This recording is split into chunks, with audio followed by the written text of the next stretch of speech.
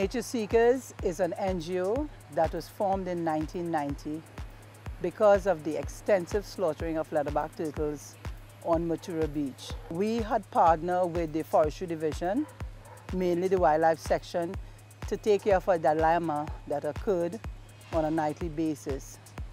Leatherback turtles were being killed in large numbers. When you go down on Matura Beach was a real unappealing, unattractive. Sometimes when you go down, you see a turtle with just a few pounds of shoulder meat missing. Slaughtering is a thing of the past. We no longer have any killing on Matura Beach because we are there every night. Our season officially starts on the 1st of March and ends on the 31st of August. We have thousands of visitors that are now visiting Matura Beach to see these rituals. We have now been collecting a lot of scientific data where we tag our turtle. Community residents are now have now become stewards of this resource. Our goal is to improve the standard of living in our community and to educate visitors and people about our resources, our natural resources. We plant back forested areas that was deforested by forest fires, moving from a big paradigm shift from kill and eat, and to show the economic benefit of turtles of our forests, because we use these natural resources where we can do eco-tours, creating added and supplement income for our residents in our community. I have been in Nature Seekers for as many as 27 years. When you hear KFC, you know chicken, you hear Nature Seekers, you know about the turtles, you know about the environment. These are the people that is identified with making a difference and creating long-term and meaningful relationship.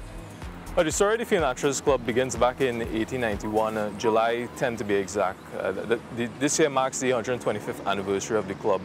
To this day, our membership numbers in about 250. We see more and more physical publications being phased out, so that's one of the things that we're going to have to deal with in the years to come. Squatting, illegal quarrying, unregulated land development. And we have to resort to some creative ways to doing it, but that's one of the challenges of running an organization in terms of finding a way to deal with these challenges. So a big part of what we do is publications. We document a lot about the history of the country and the natural environment, take an interest in the birds in your backyard and in the wildlife, just in the plants and trees around you. You don't have to have any special qualifications to be a naturalist, to be somebody who's interested in preserving the environment. When you have a natural interest we try to put as many of our lectures online on YouTube as possible, so that's another avenue for people to be engaged with the club. Being on Grand Takara Beach at night, I didn't really get the opportunity to be out in a lonely forest on the north coast at night, and here I was, 1 o'clock in the morning in the forest, and we were doing an insect survey.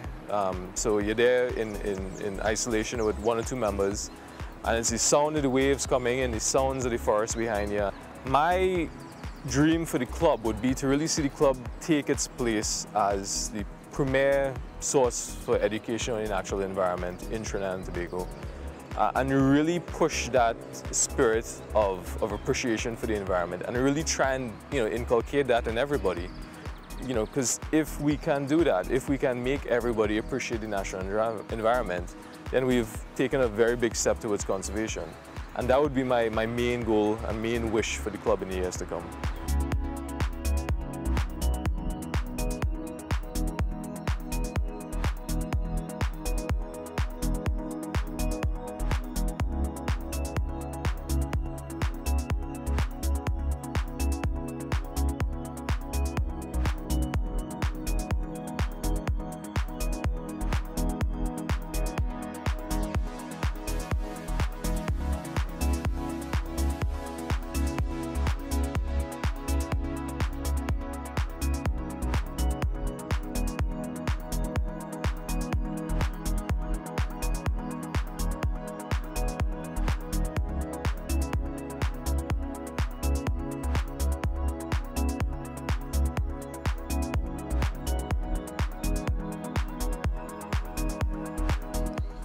The El Socorro Center for Wildlife Conservation is now located in Freeport, and it's a much more natural environment and setting for the animals. Challenging a bit first because of the remoteness, but we quickly adapted. The center is an all-volunteer organization. Eventually, we hope to be able to hire staff, so we will be able to have dependable personnel to do animal care and certain administrative duties in the center. We exist in a country where there is no legislative framework for our existence. In other words, we're not even legally existing in this country. They have different ways they find out about us. We have our website, we have our Facebook page, our number is out there, different programs, our television and radio appearances, we put our numbers out there, and people would call. We take in all animals, from reptiles, so we have snakes, we have lizards, we have like caimans we rescue all the time. Sometimes they need rehabilitation before they're released. Various birds, and we've trained at least 60 persons in basic wildlife rehabilitation. One of the longest patients we've had is for about 1 year and 6 months. That's a pelican.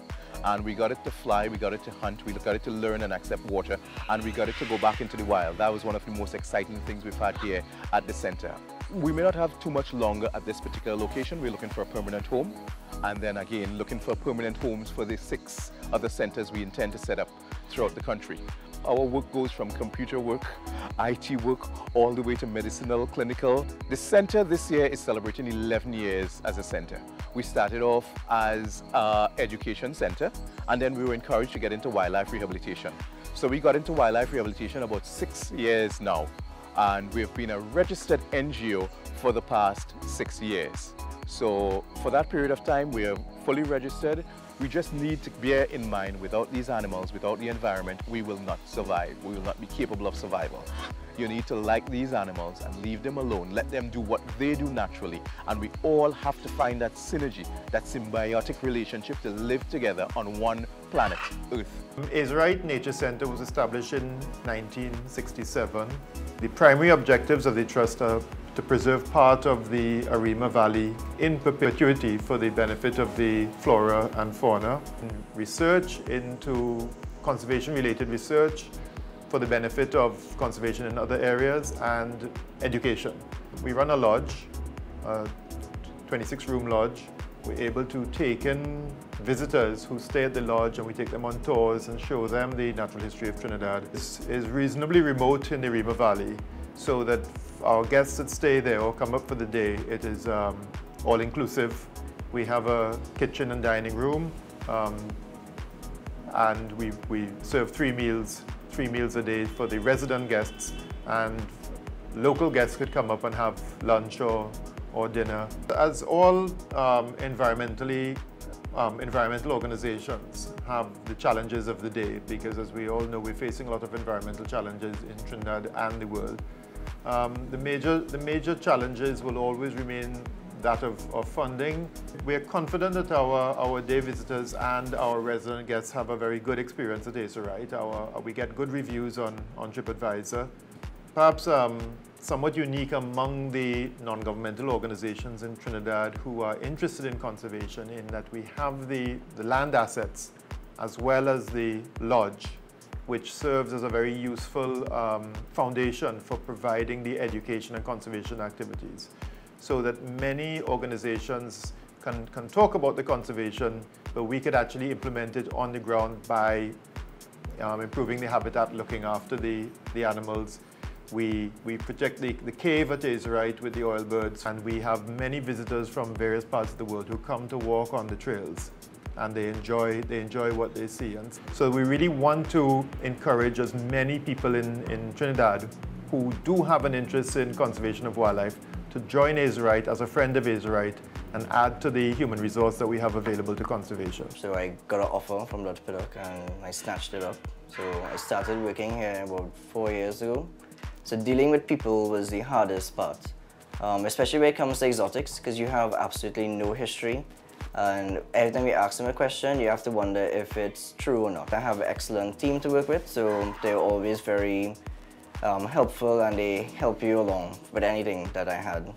But one of my greatest challenges was trying to get that client communication and relating to people. I deal with animals and dogs and cats, and I don't have to deal with people primarily. I come to work every day, and everything that I do, it doesn't feel like a labor, because I enjoy it. So I can work 12-hour shifts or on call or whatever it is, and I enjoy it. I've spent 5 years in veterinary school, One of my first surgeries that I've done is when Detta came to me and was like, hey, there's this bird with a broken wing, do you want to do the amputation? I was like, well, I kind of now started. I don't know if I can do, surgery like that. And she's like, no, go ahead, you can, use it to learn. And the other doctors was like, sure, you can go ahead and do it. We'll be right over your shoulder and we will tell you if, what you need to do. So at this point in time, we have one veterinary clinic where we operate through Moorcraft Road. We have 7 of us here that work through the clinic, and we all work on rotation and shifts. Excellent team in terms of our staffing. And I think that's one of the reasons I really enjoy coming to work here. So definitely I think we have an awesome team here to work with.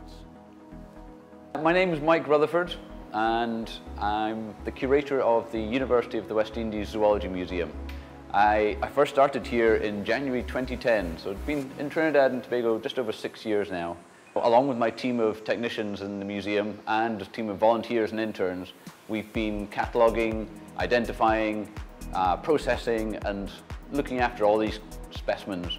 The internet for anyone to search to find out more, but we've still got probably another 50, 60,000.